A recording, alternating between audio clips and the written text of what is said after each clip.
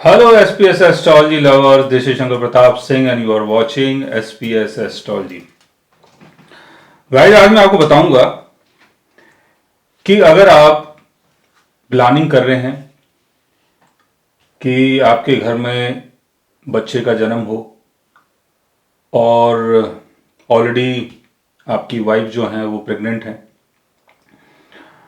या किसी बच्चे का जन्म हो रहा है आपके घर में और बच्चा जो है वो ऑपरेशन के थ्रू होगा, ये डॉक्टर ने आपको बोला है कि 3-4 दिन बाद ऑपरेशन होगा तो फिर बच्चे का जन्म हो सकता है।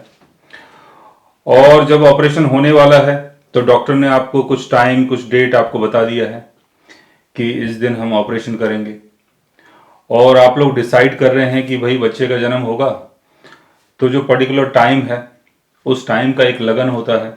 तो चलो हम किसी एस्ट्रोलॉजर से बात करते हैं और अच्छा लगन अच्छा समय डिसाइड करते हैं और उस टाइम हम बच्चे का जन्म करवा लेते हैं। बहुत सारे लोग इस कोशिश में हैं और ज़्यादातर लोगों की सोच ये है कि अगर हमने अच्छा लगन डिसाइड कर लिया तो बच्चे का जो टाइम है वो अच्छा होगा और उसके हिसाब से जो उसकी लाइफ है वो भी बहुत अच्छी होगी, आगे जीवन में उसको सारी चीज़ें मिलेंगी। बट हकीकत में ऐसा नहीं है। अगर आप अपने बच्चे का अपने बेबी का अगर बर्थ टाइम डिसाइड कर रहे हैं तो कहीं ना कहीं आप बहुत गलत जा रहे हैं, कहीं ना कहीं आप अपने कर्म को खराब कर रहे हैं और नेचर के विरुद्ध जाके आप काम कर रहे हैं, क्योंकि ये जो काम है ये सिर्फ ऊपर वाले का है, भगवान का है। तो ये सारी चीजें भगवान के ऊपर छोड़ दो। आप अगर उसके जीवन के बारे में इतना सोच रहे हैं कि आपके करने से हर चीज बिल्कुल ठीक होगी तो हकीकत में ऐसा नहीं है। चाहे लगन कोई भी हो, राशि चाहे कोई भी हो, लेकिन राहु शनि केतु का असर हर बर्थ चार्ट में होता है। अगर बच्चे के साथ अच्छा हुआ भविष्य में तो अच्छी बात है, लेकिन अगर उसके साथ कुछ गलत हो रहा है तो कहीं ना कहीं वो जो गलत काम जो है उसके साथ जो हो रहा है या उसके साथ कोई प्रॉब्लम आ रही है, लाइफ में कोई बहुत बड़ी प्रॉब्लम आ रही है, तो उसमें आपका रोल भी रहने वाला है। यानी अगर बच्चे के साथ कुछ गलत हुआ तो वो आपके कारण गलत होगा, तो यहां आपका जो कर्म है वो खराब हो जाता है। और शनि केतु और राहु आपके बर्थ चार्ट में कहीं भी होंगे, लगन चाहे कोई भी हो, उस हाउस से संबंधित चीजों को लेके आपको परेशानी देंगे ही देंगे। अब जैसे आपने लगन तो अच्छा डिसाइड कर लिया, लेकिन सैटर्न की जो प्लेसमेंट है वो गड़बड़ाई हुई है, राहु की प्लेसमेंट गड़बड़ा गई है। लगन अच्छा है, आपने देखा चलो भाई अच्छे अच्छे जो प्लैनेट्स हैं वो 11th हाउस में, सन अपने एग्जिटेशन में आ गया, 10th हाउस में कैंसर साइन है और मून 10th हाउस में है, अपने ओन साइन में है, 7th हाउस का लॉर्ड भी अपने एग्जिटेशन में आ गया, तो चार्ट तो बहुत अच्छा हो गया और लग्नेश जो है लगन में आ गया। लेकिन और सारी चीजें कहाँ जाएंगी? और सारी चीजें भी तो हैं। मान लो कि उसका 6th हाउस बिगड़ गया, मान लो उसका 8th हाउस बिगड़ गया, मान लो उसका 12th हाउस बिगड़ गया, तब आप क्या करेंगे? या मान लो उसका 4th हाउस बिगड़ गया, तब आप क्या करेंगे?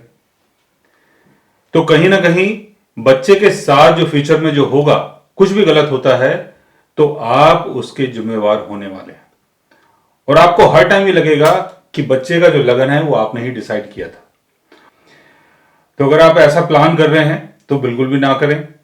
जो भी चीज हो रही है उसको नेचुरल तरीके से होने दें और जो आपके डॉक्टर हैं उन्हीं को डिसाइड करने दें कि बच्चे का बर्थ कब होगा, कौन सा टाइम ठीक है, कैसा होना चाहिए, वो आपके लिए ठीक रहेगा। लेकिन अगर आप नेचर के विरुद्ध जाके अगर आप काम कर रहे हैं और चीजों को करने की कोशिश कर रहे हैं तो बहुत ही गलत होगा। और ये काम किया था रावण ने। रावण जो थे बहुत बुद्धिमान थे, एस्ट्रोलॉजी की बहुत नॉलेज थी। उन्होंने सोचा कि जो उनका बेटा है मेघनाथ, उसका जब जन्म हो तो सारे जो ग्रह हैं वो अपनी अपनी अच्छी पोजीशन में हो। उसके लिए जितने भी ग्रह हैं उनको रावण ने बंदी बना लिया था और उन सबसे बोला था रावण ने कि आप लोग सब अपनी अच्छी अच्छी पोजीशन में जाके बैठ जाना जब मेघनाथ का जन्म होगा। लेकिन मेघनाथ की कुंडली में सैटर्न 12th हाउस में चला गया। लगन में आपको नहीं बताऊंगा। तो सैटर्न जब 12th हाउस में चला गया तो मेघनाथ की कुंडली में अकाल मृत्यु का योग बन गया। तो ऐसी गलती बिल्कुल भी ना करें। किसी का भी जन्म हो रहा है तो वो जो जन्म है वो सिर्फ ऊपर वाले के कारण हो रहा है, आपके कारण नहीं हो रहा है। तो ऊपर वाले के ऊपर ही वो सारी चीज़ें छोड़ दें। आप बिल्कुल भी उन चीज़ों में इन्वॉल्व ना रहें और भगवान के ऊपर ध्यान रखें, भगवान के ऊपर भरोसा रखें। जो भी होगा अच्छा होगा और अच्छे के लिए ही होगा। बच्चा जीवन में क्या करता है क्या नहीं करता है वो उसका पास्ट लाइफ कर्म है। वो अपने कर्म को लेके आया है, अपने कर्म के हिसाब से चलेगा, अपने कर्म के हिसाब से उसे सारी चीज़ें मिलेंगी। तो आप बिल्कुल भी डिसाइड ना करें। अगर आप ऐसा कुछ कर रहे हैं तो कहीं ना कहीं आप लॉ के अगेंस्ट जाके काम करें। सो गाइज, आज मैंने आपको बताया कि अगर आपके घर में किसी बच्चे का जन्म होने वाला है और उसके लिए अगर आप कोई टाइम वगैरह फिक्स कर रहे हैं तो उसके लिए अगर आप पूछना चाहें तो पूछ सकते हैं, लेकिन मैं उसमें बिल्कुल भी अपनी रजामंदी नहीं दूंगा कि आप मेरे से इस चीज़ के लिए कंसल्ट करें। So guys, take care, love you all and good bye.